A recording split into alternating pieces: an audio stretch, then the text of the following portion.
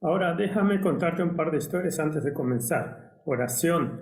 Recuerdo que estaba en la universidad en Bucarest, en la Universidad de la Construcción, y muchas historias, no tenemos tiempo.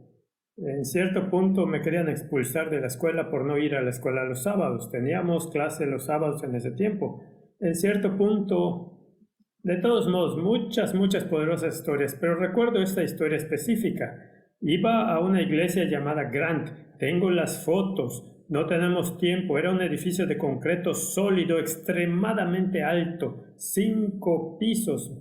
Muy alto. Cada uno, cada nivel. Y estaba en el primer nivel, era la iglesia llamada Grant. Iglesia grande, no recuerdo el número de membresía, no quiero exagerar, pero era alrededor de 1500 más o menos.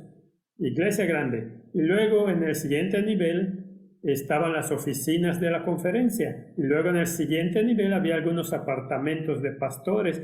Y luego en el siguiente nivel había salones para la escuela sabática y esto y aquello. Y luego 5 pisos. Y esa iglesia, bueno, había una ley que no podían ir más de 2 jóvenes al seminario en todo el país en un año. El gobierno puso un límite, pero teníamos como no sé cuántos se jubilaban cada año, así que había escasez de pastores y manteníamos a los pastores hasta que morirían en el púlpito. Recuerdo la escena de nuestro pastor en la iglesia Grant. Estaba recostado en el púlpito con la mano y tenía unos 90 años y era como, hermanos, tenemos que amarnos unos a otros. ¿Te imaginas eso? La gente estaba durmiendo, no pasaba nada. Y recuerdo específicamente a los jóvenes en el balcón del coro. Ellos durante el sábado, durante el sermón, estaban mirando revistas con autos y algunos de ellos con otro tipo de revistas sucias, etc. A nadie le importaba. Así que mi amigo Pizzi y yo estuvimos juntos en la escuela, estuvimos juntos en la universidad, en el ejército, juntos cuando hacíamos estupideces, estábamos juntos de todas partes. Hablamos y dijimos, ¿qué podemos hacer con respecto a la iglesia? ¿Esperamos a que la iglesia se despierte para que nos despertemos o deberíamos hacer algo? Porque tenemos 3 opciones. Número 1, quejarnos y criticar. Número 2, no hacer nada. Y número 3, hacer algo. Hagamos algo. Y Pizzi me dijo, ¿qué debemos hacer? Solo somos 2 estudiantes y hay tantos estudiantes en Bucarest, tantas universidades, tantas escuelas. ¿Quiénes somos? Y le dije, mi papá dijo que si oramos, Dios puede hacerlo. Y él dice, pero solo somos nosotros 2, no importa. Así que empezamos a orar los 2 por un reavivamiento para nuestra iglesia.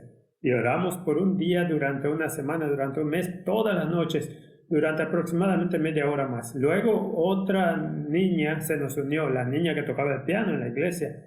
Y luego otros 5 jóvenes, si recuerdo bien, como 4 o 5, de todos modos no es importante. Se unieron a nosotros y luego teníamos alrededor de 11, y luego 20, y luego 40, y finalmente más de 50.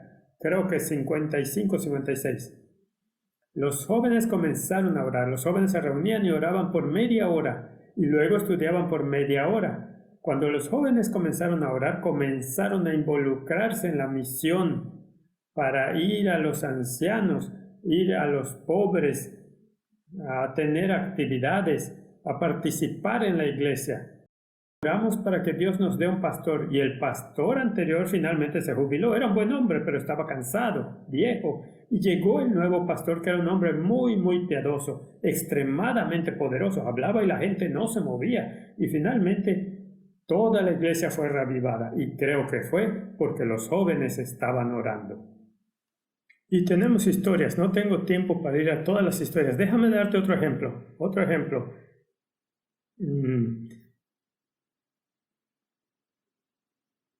Estaba en 2003, 2004 en Madrid, España, predicando. Y eran buenas personas allí, ¿sabes? Como en todas partes, buenos adventistas, ya sabes, pero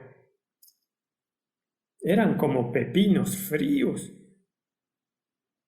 O sea, nadie fue movido, nadie dijo amén, nadie. Eran como, ¿están vivos? Sigue respirando, haz algo, muévete, di ajá, así sabré que me escuchas. Nada, sin emociones. Y terminé el sermón y dije en mi mente, de manera equivocada, ¿por qué rayos estoy aquí? Podría haber estado en casa con mi esposa, con mi familia. Viajo demasiado, de todos modos. Quiero estar en casa, quiero estar con mi esposa.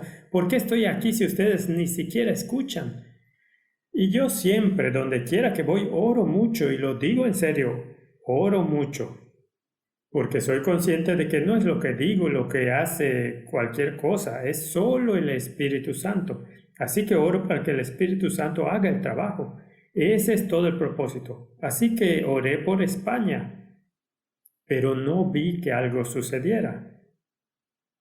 Así que así es como somos los humanos. Si no lo vemos, no lo creemos, ya sabes. Y así me fui un poco desanimado, no critiqué ni nada, me fui. Eso fue en el 2004. Ahora saltamos al 2017. ¿Cuántos años? 13 años después, hermano. Eso es mucho tiempo para escuchar una respuesta a una oración.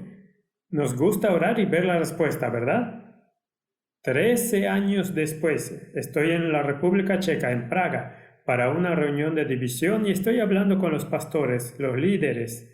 Y terminé de predicar y el hermano Paulo Benini de la división, el coordinador de la escuela sabática y coordinador de la familia, se me acerca y me dice, Pavel, ¿sabes lo que pasó en Italia? Yo le dije, no, ¿qué pasó?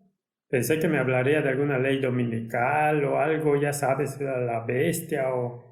Bueno, él dice, ¿tú conoces Bérgamo? Yo dije, no, yo no conozco Bérgamo. ¿Qué es? Bérgamo es un pueblo al lado de Milán. ¿Conoces Milán? He estado en Milán, yo conozco Milán, está bien. Él dice, bueno, ellos tenían una pequeña iglesia, 40 miembros en el libro, 15 o 20 más o menos asistiendo, todos ellos ancianos.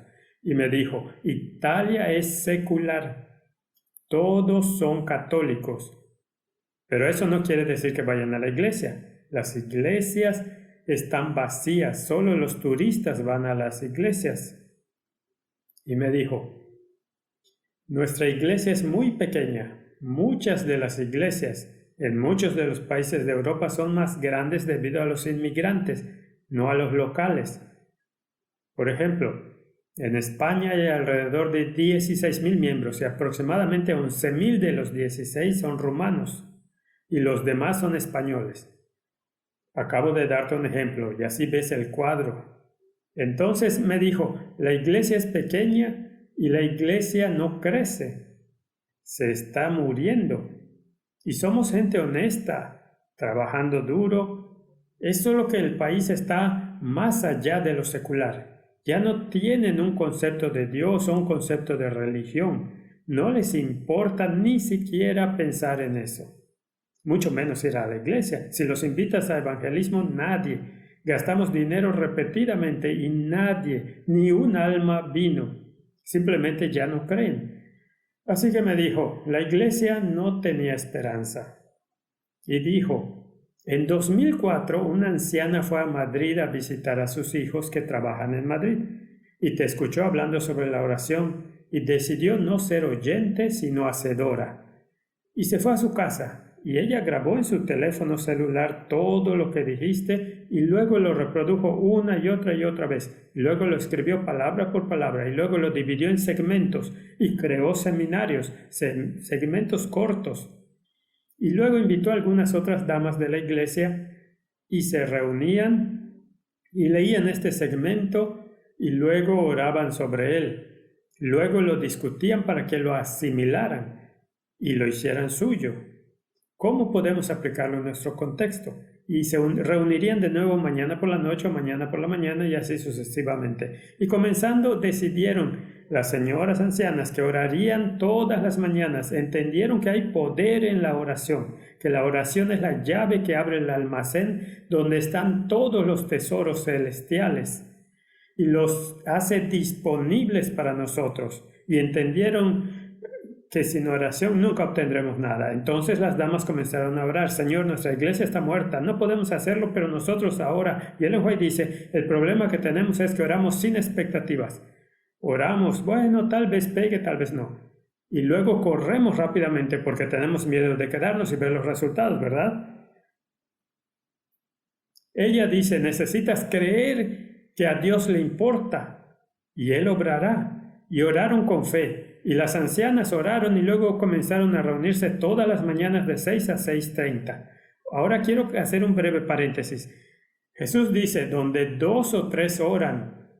¿Y cuál es la siguiente palabra? Juntos. Hay algo que debemos orar solos. Entra a tu habitación, cierra la puerta entre tú y Dios. Pero también hay algo acerca de la unión. Es la promesa de Dios. No puede mentir frente al universo debido a su carácter, no por ti o por mí. Cuando dice que 2 o 3 oren juntos, en acuerdo, en unidad de propósito, todos se juntan y dices, vamos a orar por un revivamiento para nuestra iglesia, vamos a orar por nuestra ciudad, vamos a orar por estos vecinos. Cada vez que 2 o 3 se juntan y oran en unidad de acuerdo, les será dado. Eso no es un tal vez, les será dado. Y entonces escucharon los sermones y dijeron, vamos a orar juntas por nuestra ciudad. Y las damas oraron por un mes, cada mañana, 6 a 6:30. Eso en sí mismo es compromiso. Lo hicimos en mi primer distrito en los Estados Unidos. Después de que terminé el seminario y una de las iglesias que tenía, asistían 20 personas a la iglesia. Y recuerdo que en el invierno había 9 personas en la iglesia. Mi familia 4 y otras 5. Estaba tan deprimido de predicar a 9 personas, la mitad de ellos mi familia. Así que los invité a orar. Historia en la historia. Los invité a orar y respondieron. Y teníamos personas a las 6:30 de la mañana conduciendo a menos 30 grados en Wisconsin, manejando. Hermano y hermana, créanme, cuando salía en el auto, hacía tanto frío que conduje hasta la iglesia y el auto todavía estaba frío y finalmente cuando llegué a la iglesia comenzó a calentarse, pero luego se enfrió de nuevo durante la oración. Hacía tanto frío que solo para subirme al auto era el fin del mundo para mí. Oramos durante 3 meses y la iglesia en ese distrito, esta es la segunda historia. Así que la iglesia en ese distrito pasó de 20 a 120 en 3 meses. Y no hicimos estudios bíblicos, evangelismo, y esos son maravillosos, deberíamos hacerlos, pero solo reunirnos a orar de 6 a 7 en nuestra iglesia. Solo porque oramos nuestra iglesia fue a 120. Volvamos a Italia. Las ancianas oran juntas de 6 a 6:30 cada mañana. La historia es larga, no tengo tiempo para entrar en detalles. Ellas empezaron a orar un día a la semana juntas y los otros días a partir de las 6 a las 6:30 en casa cada una. Y luego el segundo mes dijeron que tenían que hacer más y oraron 2 días a la semana y el tercer mes 3 días a la semana y así sucesivamente hasta que llegaron a orar 5 días a la semana. Después de unos meses, un vecino del otro lado de la calle a las 6:30 viene a la iglesia y dice, amigos, sin ofender, pero solían venir un día a la semana, los sábados alrededor de las 10 y se quedaban hasta las 12 y eso era todo, la iglesia estaría cerrada. Ahora vienen todas las mañanas a las 6, ¿qué hacen aquí a las 6 de la mañana? Y se estacionan aquí y mi esposa no puede estacionarse y mis hijos no pueden estacionarse, ¿qué hacen a esta hora aquí? Y dicen, bueno, oramos. Y él dice, bueno, no soy una persona religiosa, no me gusta la iglesia, creo en Dios, pero ¿puedo preguntar por qué oran? Y dicen, oramos por la ciudad. Y él se puso serio y dice, mi esposa tiene cáncer terminal. El médico la envió a casa sin esperanza. Él le dio a lo máximo 3 meses. Ella tiene metástasis, le consumió todo el cuerpo, no hay nada, se lo comió todo. ¿Considerarían orar por mi esposa? Comenzaron a orar, no pensaron en nada, simplemente comenzaron a orar. La siguiente semana él regresó y dijo, quiero que mi esposa y yo seamos bautizados. Dijeron, ¿por qué? Tú no conoces nuestra iglesia, tú no sabes lo que creemos. Bueno, teníamos una cita con el médico y ella está libre de cáncer. Fue al vecino de al lado, sé que tienes problemas, tienes diabetes, tus hijos toman drogas, déjame contarte. Ellas oraron por mi esposa y ella está curada. Ve porque estas personas tienen a Dios. El vecino vino y el asunto se esparció. Un mes después, cada mañana habría una fila frente a la iglesia a las 6 de la mañana de gente por la cual orar. 6 meses después la fila iría alrededor de la cuadra. Gente sin número viniendo de todo el pueblo a las 6 de la mañana para orar por ellos. Unos 2 años después la iglesia pasó de 40 en los libros a 250. Eso es en Italia en nuestros días. Y luego otros 2 años más o menos, no sé, más tarde, plantaron otra iglesia y luego plantaron una tercera iglesia en un pueblo vecino. Eso es en Italia. Eso no es nada que puedas decir, oh, es posible en África. No, ahora es posible en todas partes. Dios puede hacerlo en todas partes. Somos nosotros quienes buscamos lo que podemos hacer y decir, es imposible, en lugar de mirar lo que Dios puede hacer.